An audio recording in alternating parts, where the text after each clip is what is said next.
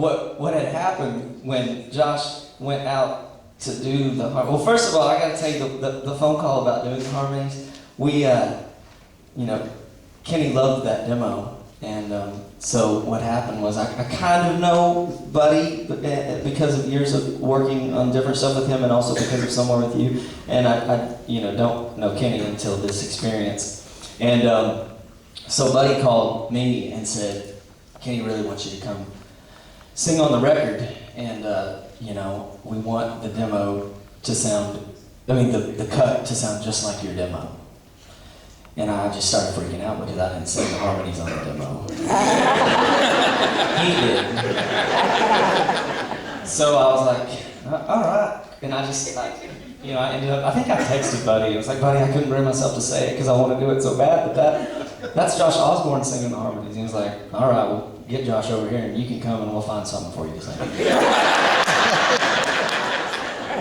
He's being very modest. That's true, but when I heard that big high part that Josh just did, I had no idea that was Kenny singing. And I was so blown away by it. And Kenny was in the studio and he was trying to think of something to say, I don't know. And I was like, man, that is amazing. That's like, who is that? And he was like, it's me. And then I was just about, I guess, who else would it be? It just seems. Yeah. Who did you get to sing?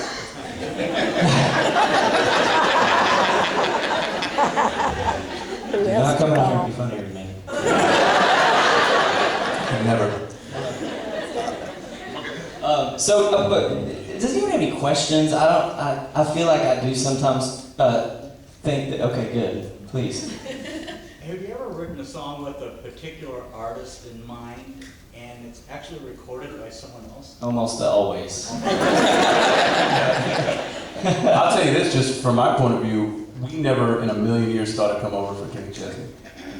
Like, it was for Sam. Yeah, the artist we were talking about. It was completely. And honestly, him even hearing it, knowing that he had heard, would hear the song, we never ever thought that. I don't know. It didn't sound like him, which is what he loves about it. I mean, that's the thing. So often, it's so hard because we go in writing the songs that sound like the songs they currently have out. And most of the time, they've sang those songs for so long and so many times in a row, the last thing they want to do is something just like that, So, most days we don't end up getting the cut that we think we're going to, Well, most days we don't get a cut.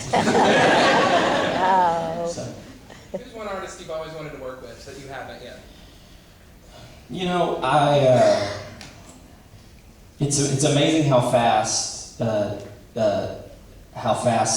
you get to work with people, and there's this list of people that I wanted to write with so bad, and very quickly I got to check off a whole bunch of people. I would love to work with Adele. I think she's just doing some really great stuff. And there's tons of people. I'm sure there's I've not worked with that many people, but I did get recently to write with Keith Urban, and that was something I really wanted to do, and Carrie Underwood, and some things that I had seemed like really hard to get to. So I feel very fortunate that I've gotten to do a lot of that stuff. The Last Call, was that your first placement? It was. That was actually my first. I had another. I had a record deal back in the '90s, and those count as cuts. But as far as coming back and doing and having other people record your stuff, that was the first thing. And how did it happen?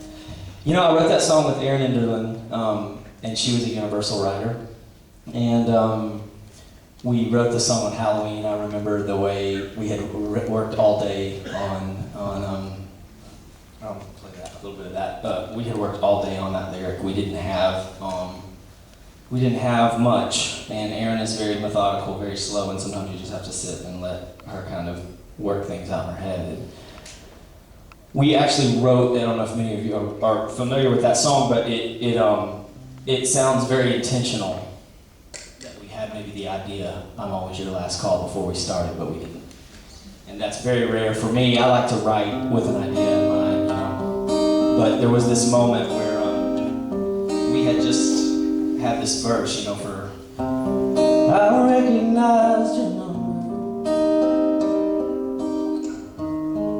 It's burned into my brain. So anyway, we had this section forever, and then a few hours into it, Erin this moment where she was saying, what if the melody was like this, but kind of putting fake lyrics in? And she said, I bet you're in a bar, listening to a cheating song.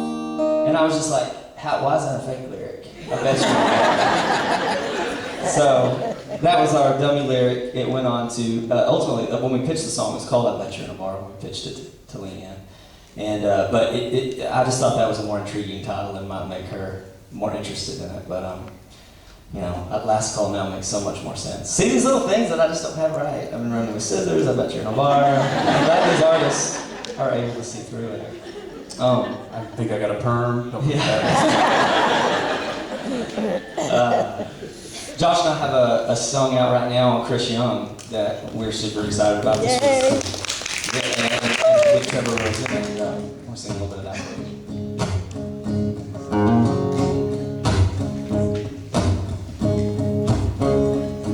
The sky ain't shining while it's just about as blue as it gets. And if you ain't seen a Santa Fe sunset, you ain't seen red. Texas sunflower yellow, take your breath away. Oh, I've seen it all, from the orange of the fall to the green of the summer. My favorite color is neon, the light they always leave on. We can on the rocks, an old school jukebox with a little Johnny Lee on. It's a buzz I love to be on. Put a devil on your troubles, a light this end of the tunnel is always neon.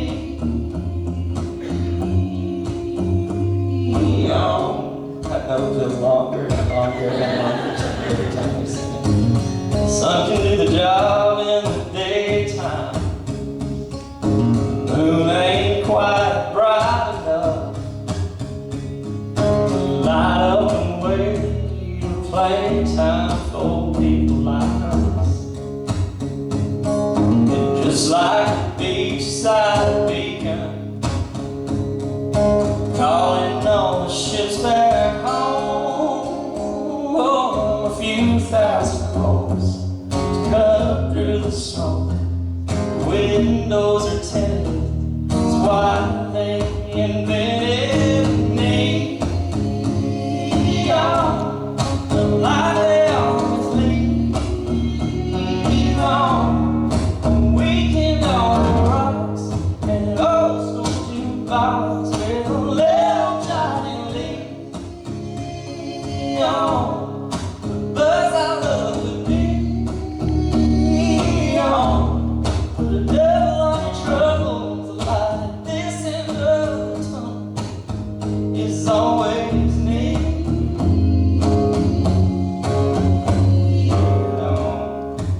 So talking about songs that you write with other people in mind, it probably is not hard to tell that we had George Strait in mind when we wrote that song. And got really super excited about what that would be like. And George was in the process of cutting a record, and we tried to get it together and get it in there fast enough, and it was like we just missed the opportunity, and he kind of ended up writing the whole record. And so the work tape was being passed around, and an A&R person over at Sony heard it and loved it for Chris Young. And we loved that idea too. I mean, Chris was on fire, and he got really excited about it. And that is one of the few examples of a song that got recorded without even demoing it. That just from, I know if you could even imagine that what we just did would actually sell it. I have to say that since he's not here, I have to sell out Trevor a little bit. We wrote this song with Trevor Rosen. He's from Detroit. I won't hold that against him. But as it is with writing, a lot of times we're going through rhymes and singers, and we said the jukebox line, and Shane said, we need a singer that's just not said in every other song. And I think I might have stumbled onto Johnny Lee because of Looking for Love. It wasn't probably him. I believe it was me. And I believe everyone said, "You're a genius." But anyway, I said, "How about Johnny Lee?" And Shane goes, "Little Johnny Lee." I was like, "That seems perfect." And then Trevor says, "I mean, is anybody going to know who Johnny Leon is?" I said, "No. I don't know who Johnny Lee is."